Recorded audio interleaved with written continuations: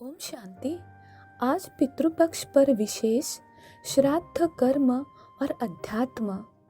भारत में अश्विन मास के कृष्ण पक्ष की प्रतिपदा एकम से लेकर अमावस्या तक के दिन इन्हीं दिनों पितृपक्ष के दिन माने जाते हैं।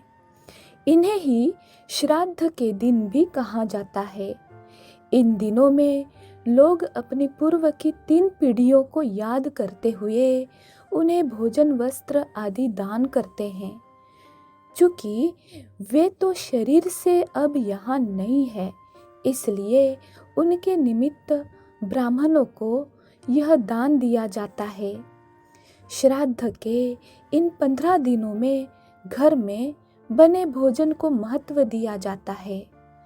ईर्ष्या, द्वेष, क्रोध करना मना होता है और प्याज, लहसुन, मांस या किसी भी प्रकार के नशे का प्रयोग भी वर्जित होता है। साल के ये 15 दिन जो परिवार की दिव्यगंत आत्माओं को समर्पित है, आइए इनके महत्व को जानते हैं। हिंदी में एक शब्द है तिलांजलि, जिसका अर्थ है किसी को छोड़ देना या त्याग देना। जब किसी बुरी आदत को छोड़ देते हैं तब हम कहते हैं मैंने अमुक आदत को तिलांजलि दे दी है। कई बार किसी अनचाहे स्थान, वस्तु या व्यक्ति के छूटने पर भी हम इस शब्द का प्रयोग करते हैं। तिलांजलि शब्द तिल प्लस अंजलि इन शब्दों से बना है। तिल और अंजलि संधि होकर यह शब्द तिलांजलि बन गया।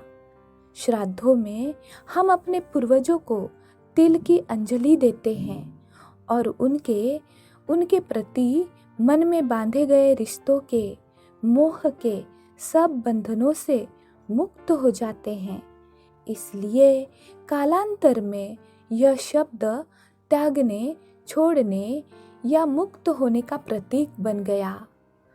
महाभारत में दिखाया है कि जब अभिमन्यु की मृत्यु हुई तब भगवान ने उनकी पत्नी उत्तरा से कहा कि पुत्री, आप अब अभिमन्यु को उन समस्त बंधनों से मुक्त कर दो जो रिश्ते के रूप में बांधे गए थे। तिल की अंजलि क्यों है? अध्यात्म में आत्मा की उपमा यह कहकर दी जाती है कि वह तिल समान अति छोटी सूक्ष्म आत्मा। पूर्वजों का शरीर तो दाह संस्कार के बाद तुरंत राख में बदल जाता है और राख को हम जल में बहा देते हैं, तो फिर हम आह्वान किसका करते हैं? निश्चिंत ही पूर्वजों की आत्माओं का। वह भी दूसरा जन्म ले चुकी होती है, परंतु हम अपने श्राद्ध भाव से उनके सूक्ष्म शरीर को आत्मा सहित भीतर की आंखों से देखते हैं और उनके समक्ष कृतज्ञता प्रकट करते हैं, उनसे दुआएं मांगते हैं। अंत तिल अंजलि अर्थात तिल समान अति सूक्ष्म आत्माओं को स्नेह और आदर के भावों की अंजलि। काला तिल ही क्यों लेते हैं? अब काले तिल का महत्व क्यों है? हम सभी जानते हैं कि यह सृष्टि रूपी नाटक 5000 वर्षों का है।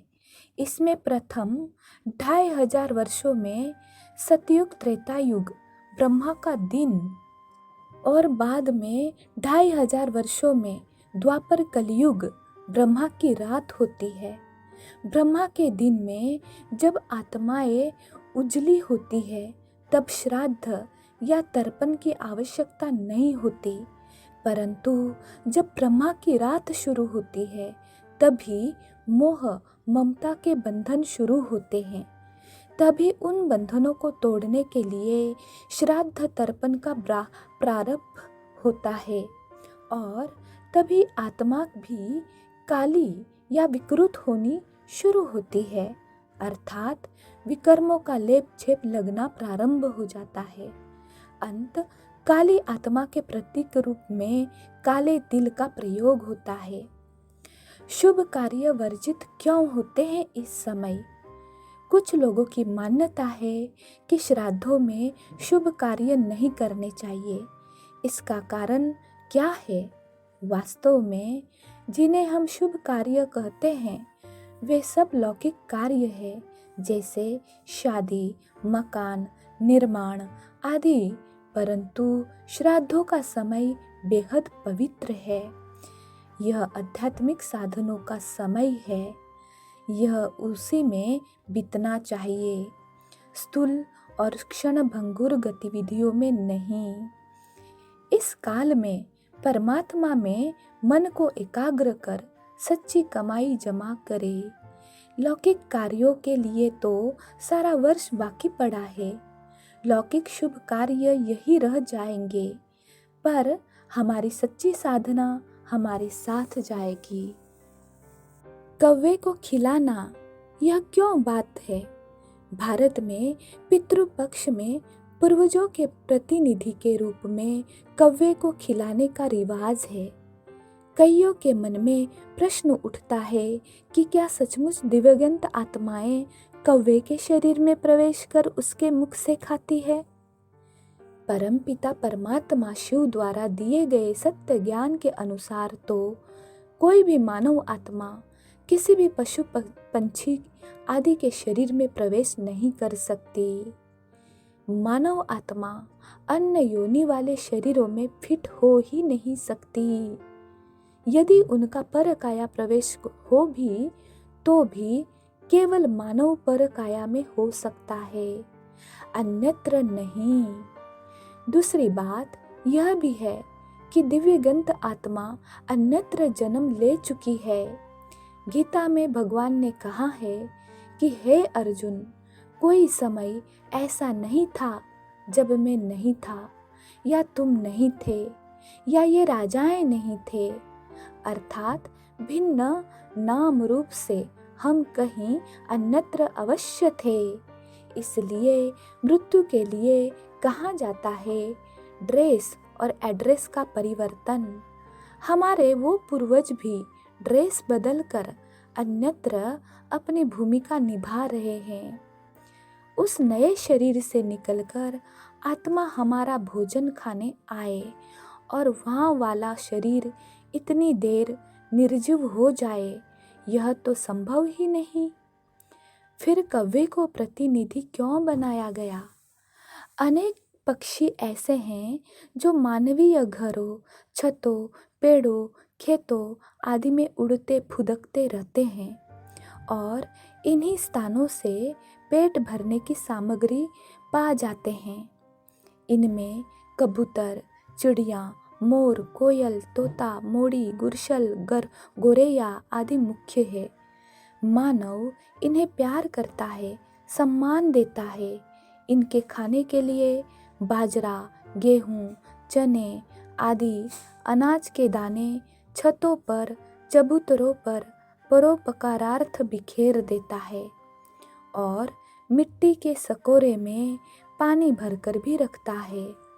परंतु इन्हीं पक्षियों में एक पक्षी है कौवा, जो अन्य पक्षियों की तरह रहता तो मानव समाज के बीच में ही है, परंतु कभी सम्मान नहीं पाता, न उसे कोई दाने डालता है। वह तो दिखते भी भगा देता है।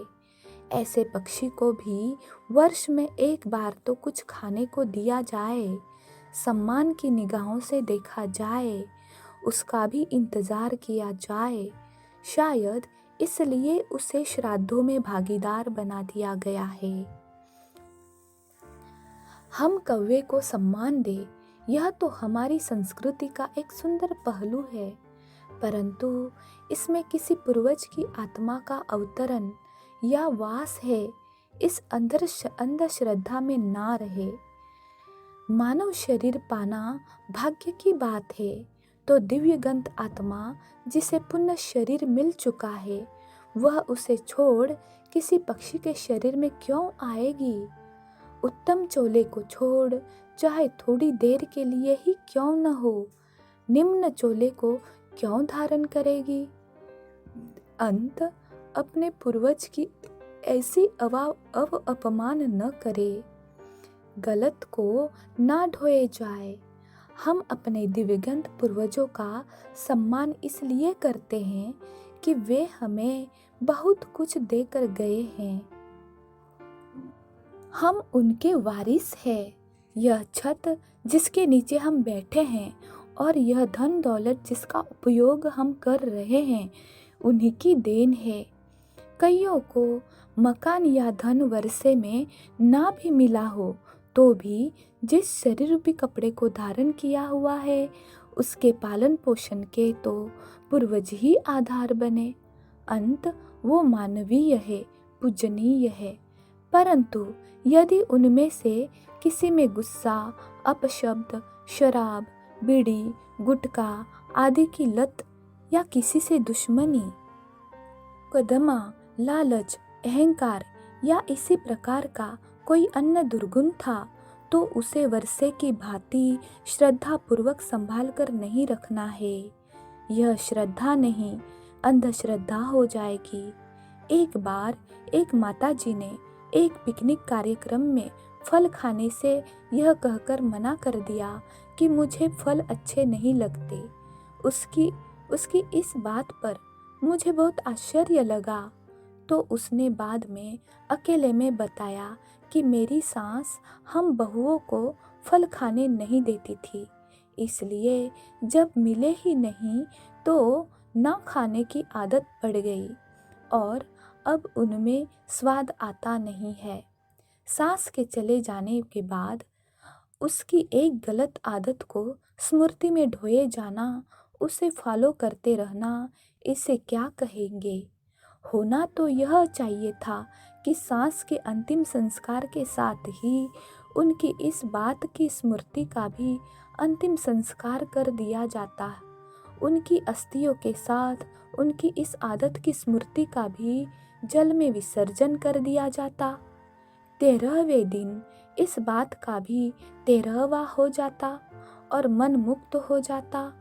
अंत श्राद्ध का एक पहलू यह भी है कि किसी दिव्यगंत की अनचाही बातों, मूल्य विहीन क्रियाकलापों, बुरी आदतों को हम चित्त पर रख कर या जीवन में अपना कर उन्हें ढोते ना रहे, बल्कि उन्हें तिलांजलि देकर आत्मा को उनसे मुक्त कर ले। श्राद्ध के साथ अंधश्रद्धा। श्राद्धों में कालांतर में कुछ अंधश्रद्धा भी जुड़ गई। बताते हैं कि एक बार एक व्यक्ति की पत्नी का देहांत हो गया। अब घर में वह और उसका 8 वर्षीय पुत्र रह गए।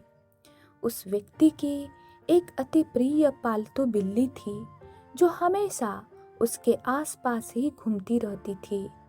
अब पितृपक्ष आया तो उस व्यक्ति पर ब्राह्मणों के लिए भोजन बनाने की जिम्मेवारी आ पड़ी, परंतु बिल्ली थी कि उसे चैन से कार्य करने नहीं दे रही थी। तब उस व्यक्ति ने ढक्कन वाली एक बड़ी सी टोकरी में बिल्ली को डाल दिया ताकि वह उछल कूद न करे, और जब श्राद्ध के सब कर्म निपट गए तब बिल्ली को बाहर निकाला।